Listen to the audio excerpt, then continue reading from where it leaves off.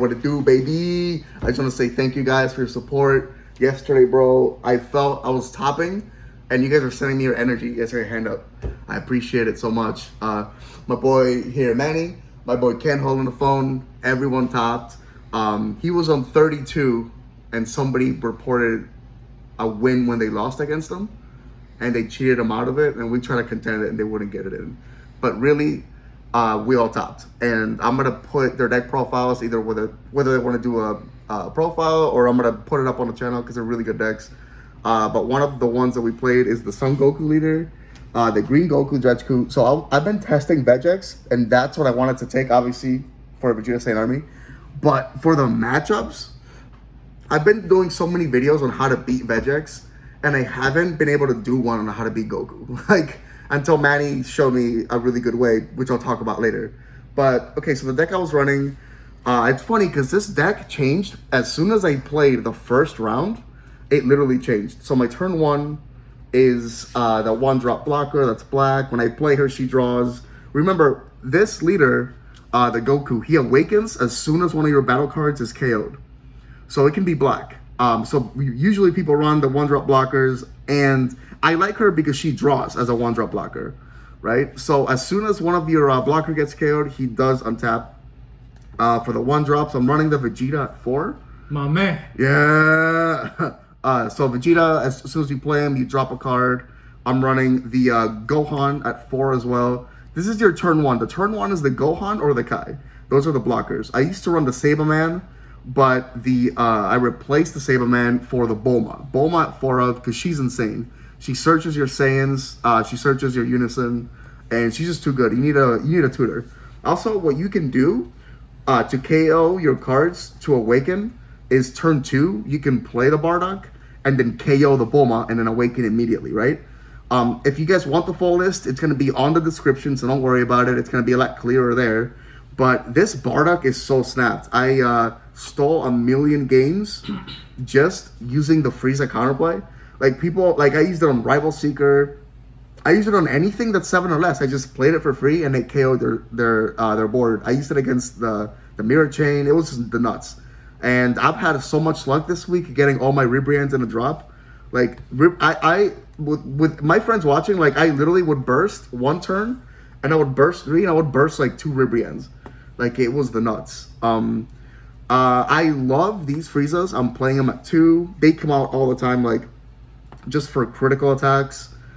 This dude put in work. I'm running 4 of the Cells Earth Destroying Kamehameha. I bought them early. And they're still putting in work for me in this deck. One card that I love in this deck, I'm running at 2. I would run it at 3, but it's Cocoon's Negate. I love her because she can KO something without me having to take 2 life. Remember, when you awaken your leader, you can crit 2 of your life to wipe the entire board, ignoring barrier. And he still bursts 3 every time he attacks. But when you have inherent removal on Goku, it's great to have backup removal because it makes you, because your opponent always knows you're going to take that 2 life. And if you have removal in your deck, and I'm telling you, this card saved my life so many times because it KOs anything on the negate and it negates an attack. And it's just amazing. I ran 3 of the Dormant Potentials. This card just kills Kid Goku's. I was playing against Gohan's, like the triple attack, reboot Gohan, and this was helping a lot against that. This card kind of just saves your life. The Secret Rare, which I was using a lot against Invoker. I was using it a lot in, I actually played it against someone to just clear blockers and clear Unisons, because one of the Unisons had like 3 markers on it, and I was like, I'm just going to play it and like snap off of it. Alright, and here we go into the changes I would actually make. I'm playing this guy at 3. I really want to play it at 4, but sometimes I would have 2 in hand, and it's so neg to have 2 in hand. Because you can't even pitch it off of Dormant Potential, because it's got to be a green card. And it doesn't have combo power, but this card is so freaking snapped, because it's always going to be a free play. I'm not going to say it's the MVP of the deck, but this dude is amazing. I would get people down to 2 life, and like 2 cards in hand, play them, drop 2, and like his attack cannot be negated. And if they have 2 cards in hand, like they can't deal with it. And this guy actually won me a game, and in testing, I've actually like played him a lot, and he's the type of guy that steals a game because he's like a built-in Ribian. and he's a finisher at the same time. So every game I played, I always took out my. I have a very small to save a hopeful future package, including the 17, the Super 17. It's like a toolkit kind of turn 4 thing. I usually just like by turn 4, I'd have bursted these guys, and then I can use it to play them, like including him. And it just got to the point where I wasn't using this package at all. I wasn't even charging turn 3. So I think I'm going to show you guys an updated deck profile on how I play this deck now, because I have cards that would replace these 4. And these wouldn't be here. I would actually leave the Super 17 and her, because she's really good. But I got one of. But the package would go just for my play style. I know a lot of good players are using this, but everybody plays different. And I just don't like this package on turn 4. I'm just going to stop charging at turn 3 to 4, depending on the matchup. And another card I have at 2 here, and I might bump up, but I just don't like running more than like 6 unisons, is this Frieza. Because you can get the critical, you can stack the deck before the burst, and the -2 is insane. The -2 says your opponent cannot attack with any battle cards unless they choose one of their battle cards and KO it. And it's got to be 2 or more. Wait, 2 or more, 2 or less? It's reading time, reading rainbow time. 2 or more, exactly. And so you can't just play a weenie 1-drop. This card is so nuts. I would -3 with Bardock, and then play this guy, use the ability to give critical or the -2, and that saved me a lot. So that's the list for the main board. On the sideboard, I'm telling you guys, after game 1, I actually just, every game I would sideboard these cards. Haru Haru, if possible, because it's absolutely snapped. Mechikabura, Twisted Sister. I am going to be running this at 2. I couldn't get 2 of this tournament because we didn't have enough. The Roshi's really good. I'm not sure if I want, like, I understand it's really good because it gets you an extra card from a drop area at any time, but I'm not sure if I'm going to be playing it.